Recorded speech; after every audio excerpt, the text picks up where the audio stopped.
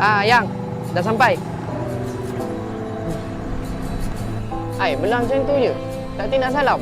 Nanti-nantilah, Bi. You dah lah bawa lembab. Lambat dah. Apa je lah.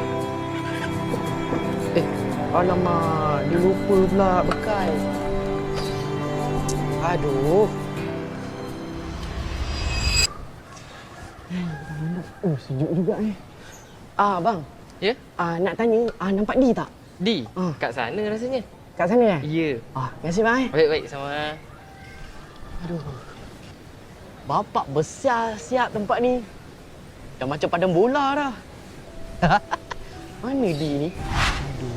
Mana dia pergi Bang, abang buat apa kat sini? Minta maaf kak. Saya cari Di. Oh, Di kat depan. Ni warehouse kita ni tempat simpan stok. Tak boleh masuk sini, bang. Oh, ya ke? Oh, minta maaf kak saya tak sengaja. Okey. Sana. Aduh. Mana dia ni?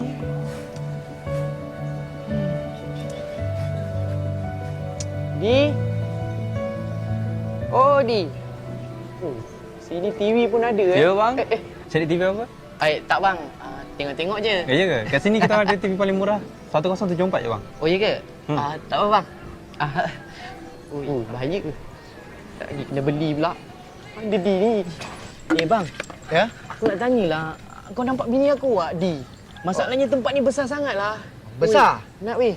Dia yang besar tak apa. Yang penting barang kita ada baik-baik. Kita ada mega sale kalau awak nak tahu. Bermula daripada 3 hari bulan 7 sampai 2 hari bulan 8. Penyimpanan stok kita pun ramai dan banyak. Oh, ya ke? Oh, kira boleh B2B lah. Bro, kalau you business to business, ni free gift kita bagi. Tapi you kena tahu tau, exhibition dengan ni lain tau. Ini buka sepanjang tahun ni, exhibition kejap. Parking banyak luas punya. Ya bang. Free bagi you. Ya, saya tahu. saya cek bini saya bang. Saya nak pergi kerja lagi ni. Oh, Di. Oh, dia Di itu bos. Oh, Kecil-kecil kan? Itu biasa bos sana. Oh, okey. Terima kasih Okey. Ni orang Banyak bunyi pula dia. Minta maaf, tak boleh masuk bang.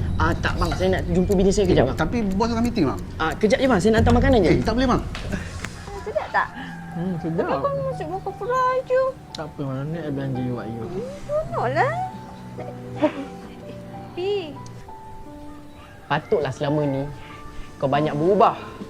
Rupanya ni kerja kau. Terima kasih banyak, Di. Ingat, Di, satu je aku nak pesan. Kalau hati kau tak boleh nak setia, lebih baik kau terus terang je lah. Daripada kau sembunyikan kecurangan ni.